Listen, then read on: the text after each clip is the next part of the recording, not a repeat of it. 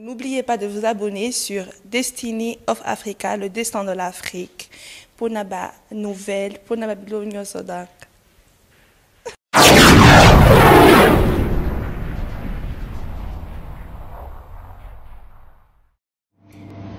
Chers amis, l'heure est grave. Peuple congolais, l'heure est grave, l'heure est très grave. Donc vraiment, je tenais à faire cette vidéo pour expliquer nanou na peuple congolais. Tout ça là, moi, récapitulatif, il y a voyage, monsieur 15% na Bruxelles, peuple congolais.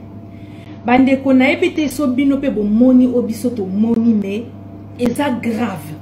15% to yebite ye, non comprendre comment se fait que tu lelo na ba baba na ba lobite. Papa o naibi ataku tozaki na posa koloba te fokaka lobi sabatu. Peuple congolais, nous allons parler du voyage de monsieur 15% ici dans la diaspora. Bande konanga ngakutu na okota nanga na ba détail teo ce qui penini. Non, on va parler vraiment du fait, du fond neni eleki. Avant tout, erreur à liboso monsieur 15% à sali pena ou a fingi biso lisusu na ebto abondofi yepena na yebite quoi. En parenthèse, je voulais juste dire, mais c'est 15%, papa na kokarama kambote. Yo soko bimi, Congo, ozalaka bilobela. To ebite soki ezalaka kuiti ya bato. To ebite soki ezalaka na ebite envoûtement kabe sope ni nyango lo yenge ni nezwaka yo. Mais soko bimi ka Congo, fo bimi sa ba bombe na munoko na yo. Siko otango ko bimi sa ba bombe, yo mo yeba ke na kingaka tipe bazo zela yo ou t'attends ton chef. Dans la minute, on a dû se préparer pendant les bandino, on a pas ma coffre au na kingakati yomoko yebina bambata. Tolobakango, Zachary a confirmé en gros, donc quand on le dit, il faut nous croire. Bref, peuple congolais yeso kabini alobarane makamu. Mais akokakane telinga la pe kokoso metoro lobakaka. Donc peuple congolais, parlons un peu du voyage de monsieur 15% bandeko nanga tomoni 15% à Longwe RDC. Bruxelles pour son voyage officiel. Bandeko, c'est bien beau, hein? Toi, t'as qu'à monsieur 15%. Mais il y a des choses, quand il y a photo lobaka. Il y a avion à Zui, à Keno Matelabiso na Rwanda Airways. Est-ce que vous voyez une signification? Il y a voyage, il y a avion et Rwanda Airways, Rwanda peuple congolais. Attendez les amis, tous les pas sentimentalistes, tous les pas fana kuitite, tous les fana lotoko. Na lobby boye, Félix Tshisekedi, monsieur 15%, a voyagé avec l'avion du Rwanda. Bandeko boye que avion, quand le président il monte dans un avion, l'avion là symbolise le pays.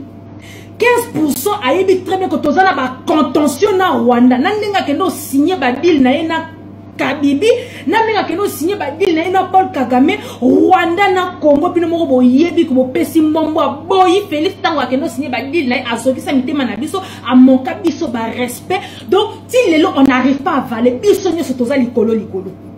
Si yo papa voyage officiel au na Bruxelles na diaspora ou pena on dit que non surtout Bruxelles la plupart des Congolais vont à pena na Bruxelles.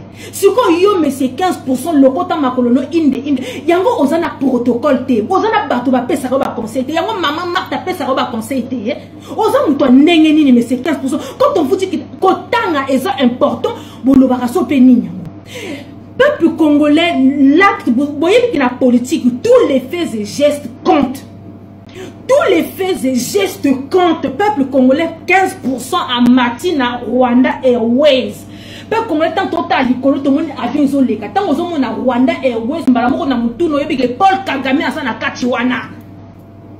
Ça représente le pays. Si il y a un soi-disant président de la RDC, à Matanavu, avion de nos ennemis aller à un voyage officiel et batou bazo mon angopé normal ba lokabiso toni hein yango ba lokabiso tonini likambo nini yango na matamaska o to peuple na yebité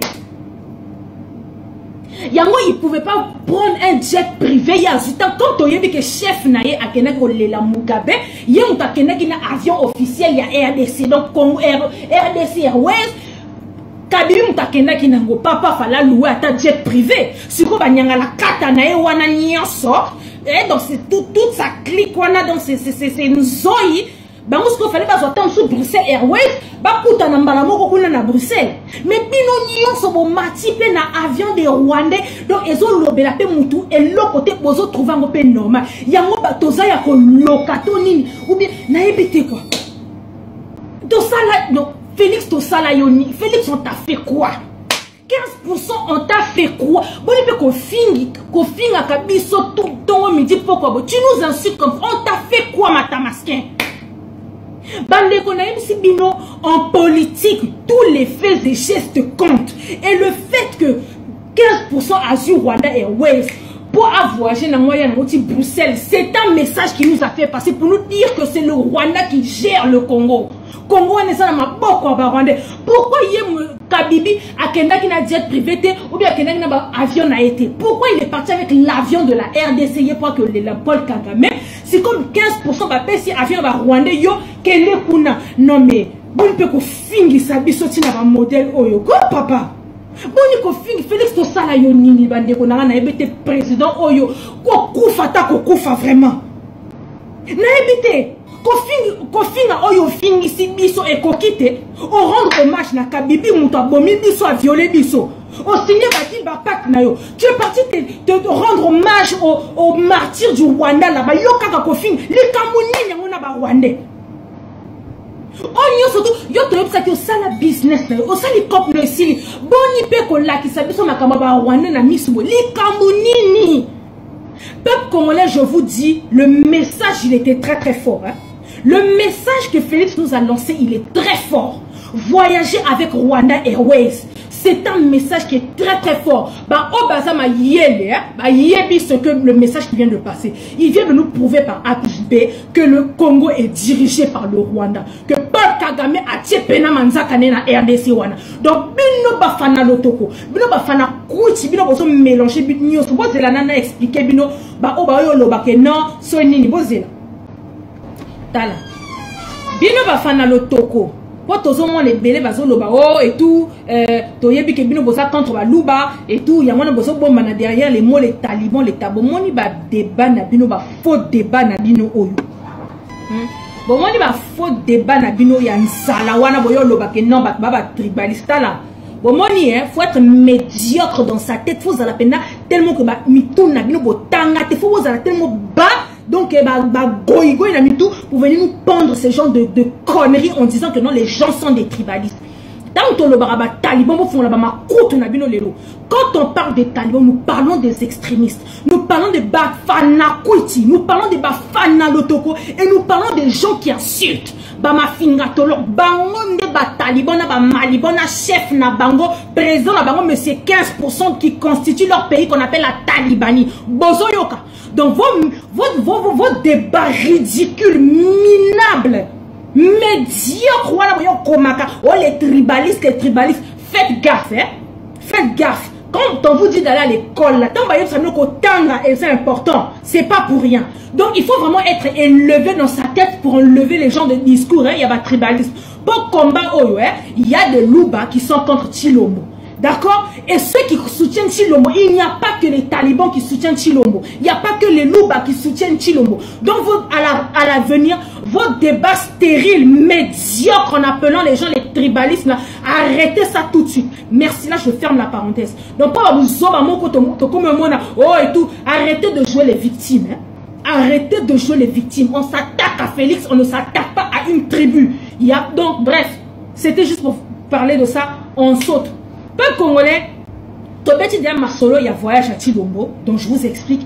Et ça, penda geste moko grave à Sali. Oh, penda, c'est un message qui nous a lancé pour nous dire que dans la minute où le Congo, il est dirigé par le Rwanda, point barre.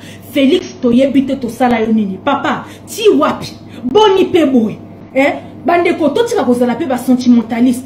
Na bino ba taliban o bozo soutenir Tshilombo boyebi très bien na mitu na bino que na mitema na bino que boyebi que non acte o Tshilombo sali en voyageant avec Rwanda Airways exact acte moko très grave siko ya boyeto lobate ya boyeto lobate yango tato yo ba lokaye tonini moi na bilakeli mabe mais c'est 15% boni ko fingi sabiso tina ba niveau boy boni ko fingi sabiso. On a vu ton discours là et tout, toute la salle était remplie que des talibans, bizarrement. Ça coûte, j'ai même pas envie de m'arrêter à ça, mais je voulais quand même tirer un petit clin d'œil par rapport à ça. Dans cette salle-là, donc pour dire vraiment que tu es un pays, tu es un président tribal. Bon, tu as réuni que dans... Ah, Nganzambe na yebite quoi. Nga vraiment na yebite, mais je ne vais pas m'arrêter à ça. Je vais parler vraiment des mots-clés. Donc, l'acte de ton voyage que tu nous as pris, Rwanda Airways, tu sais très bien que nous avons des contentieux, mais très très graves avec le Rwanda. Au voyage dans avion normal, et sa signification là qui si est belé pour na batu batanga batu abonya ba yebi ke acte 15% sali et ça grave makasi. Mais bon, ya bo epé to lobate. Je viens parler peuple congolais de ce que 15% à lobby. Bah, tout nier, est-ce que vous êtes une marionnette pour Martin Fayulu m'a dit, mon président, Azoloba, que non, il est Azan une marionnette. 15% à lobby, Azan marionnette, ce sont des collaborateurs, ils travaillent ensemble, donc ils dirigent le pays ensemble. 15%, écoute-moi très bien. Un fauteuil présidentiel n'est pas un bon. N'a répété. Un fauteuil présidentiel n'est pas un banc.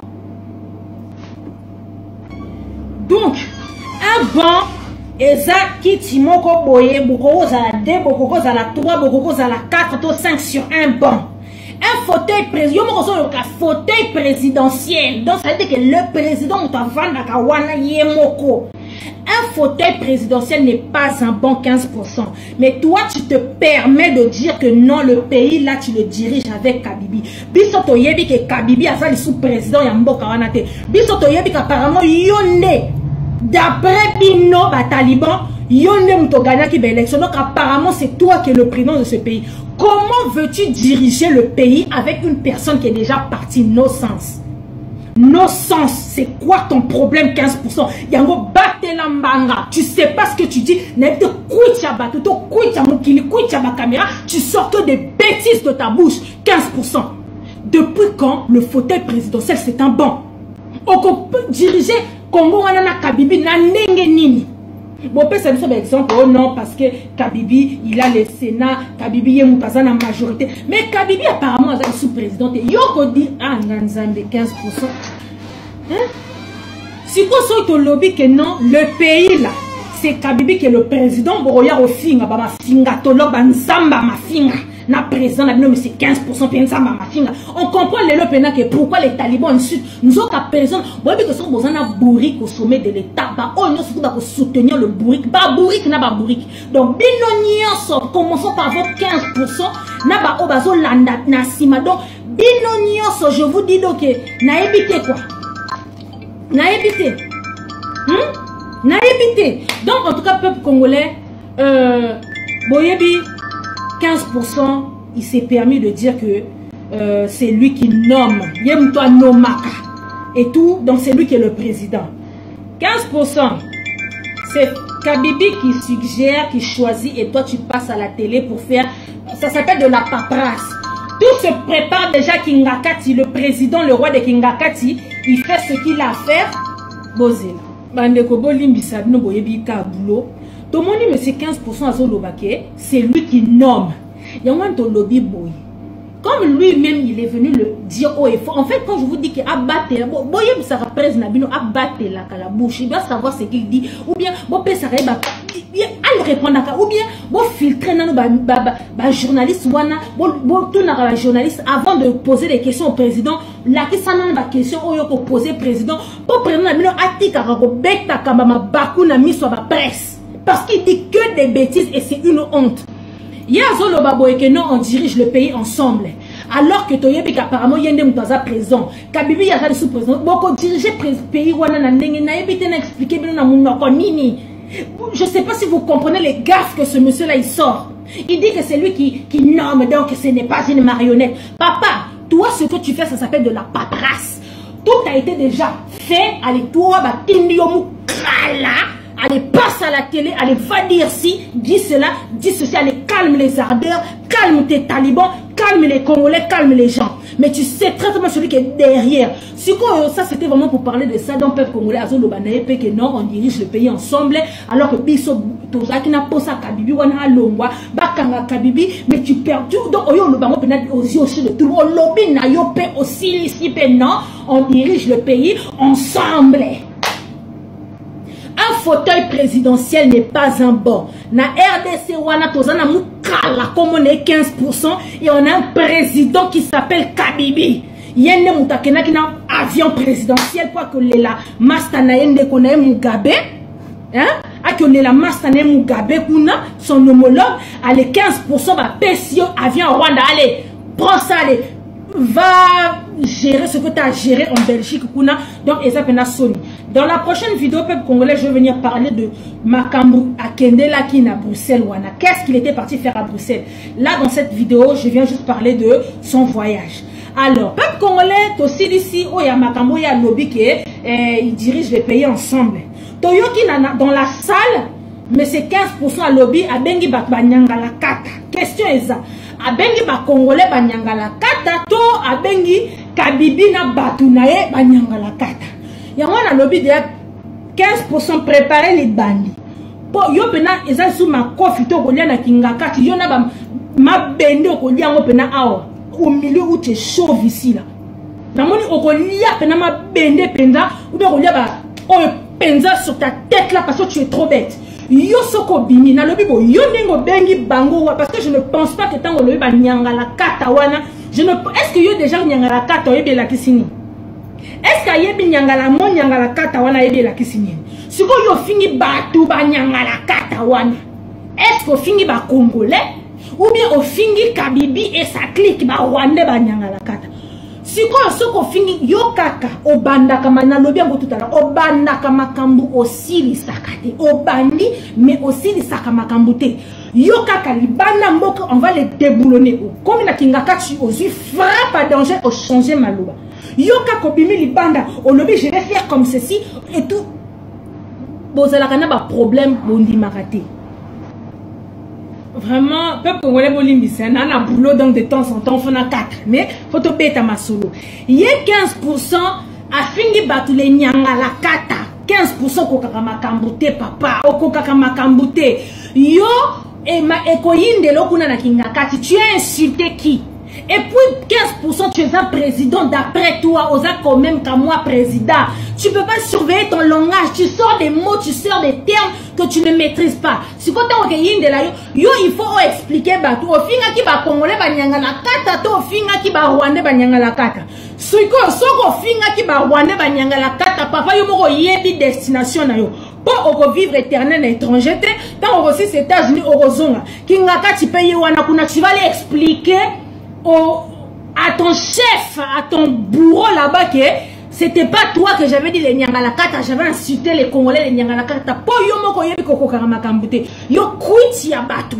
Kwiti ya batu mte pesa ka pena posa koloba. Mais tu n'assumes pas après. En tout cas, peuple congolais, ils ont participé à soi-disant président de la République qui sort ce genre de termes. C'est vraiment une honte totale et tout. Ils doivent venir se retenir. Hein. Bon, on a service de protocole, on a battu. Basa le lakayo banini, ba discours, toyebite. Bilobela mwanza. Et puis tu viens avec ton discours que des promesses sur promesses sur promesses. Yo, non, on comprend que campagne électorale est si là. Tu n'as pas encore compris que la campagne électorale est si là. C'était au mois de décembre la campagne électorale. C'est fini. Niet. Ah ouais, on a besoin des actions. Mais yo soko bandi ma promesse. Ah, ce qu'on va promettre, on ne peut promettre à la diaspora. Congolais, je voulais vraiment revenir sur les 3 points. Peut-être il y a un voyage, mais c'est 15% dans la diaspora. Tout le monde peut son voyage dans la diaspora. Paye un grand pénal au Sako. Il y a toutes les personnes qui se sont déplacées, qui se sont mobilisées. Pour que mais c'est 15% lumbe mouette forcé ça la makala forcé pour ils ont bloqué 15% le lieu où ils étaient Tewana pour ne pas dire les bêtises mais c'est 15% à Kangama qui pena pour d'autres forcé pena asa la pena makala forcé quoi donc prison obligatoire pour ba yana ba combattant ba résistant comme un accord ba telemela qui pena mais c'est 15% et ba belge ba yoka qui biso que Tolobaki non, yé tolingi était. Donc trop c'est trop. Bah tu la rabiso tout et n'importe quoi na RDC wana pina ba telemela qui pena en tout cas le message il était passé. Le sac on a bino ba onyo surtout ba qui vient jour pour se déplacer pour pas manifester contre cet aventurier de monsieur 15%. En tout cas, un grand merci Penza mobilisation qui toko, dont le message était très clair. En tout cas, félicitations. Donc Penza Yabo et Penza Ezalate. Donc vraiment peuple congolais, hier c'était le 19 septembre. Les autres le 20. Hier c'était le 19 septembre. Tomoni Atata Moussou mais c'est 15%. À l'Obelata à commémorer à Tabandeko Nabiso ba Rossi ba Koufa. À commémorer le 19 septembre de l'année dernière au Batouba Koufa. Donc laisse tomber, il n'en a même pas parlé. Donc vraiment encore mes condoléances de tout cœur avec toutes les personnes qui ont perdu les membres de leur famille. Donc vraiment on lobby penato Nouraki Bango to tchaki vidéo pour nous souvenir d'eux. Attends mais c'est 15% yekout azane kunate, mais on se souvient de tous nos frères qui sont tombés le 19 septembre de l'année dernière. Vraiment de tout cœur avec vous. Attends mais c'est 15% to sentir pena qui goigoy à présent on penait pena sonne to combattre Félix Tshisekedi Tshil Nasuka. Donc vraiment aujourd'hui je voulais juste faire un petit récapitulatif. To bêta quand même les solos, il y a voyage mais c'est 15%. Comment ça s'était passé? Qu'est-ce qu'on a retenu? Qu'est-ce qu'on a vu? C'est quoi le message qui nous a fait passer? Fallait tout lobby. La moka kayangwa nga pena yena épinglé 3 points nanga na lobby. Mais en tout cas 15% préparé pena li bandi wana po oko expliquer biso. Est-ce qu'on finga ki biso ba congolais nyanga la kata to finga ki ba rwandais. Ingeta peuple congolais ezaki oyabino Maserati, on est ensemble. Merci. N'oubliez pas de vous abonner sur Destiny of Africa, le destin de l'Afrique. Pour Naba nouvelle, pour Naba Biblio Soda. Africa, Michael. Destiny of Africa, the production studio, fantastic. Oh, so innovative. I love it. Destiny of Africa. Destiny of Africa, Balobi. Production. Yemoko aga polite bola na masona biso awa ekoleka awa po esunga pe biso bandeko ya Africa. I think it's absolutely fantastic. Absolutely fantastic. I cannot recommend it more. It's brilliant. N'oubliez pas de vous abonner sur Destiny of Africa, le destin de l'Afrique. Pour Naba nouvelle, pour Naba Biblio Soda.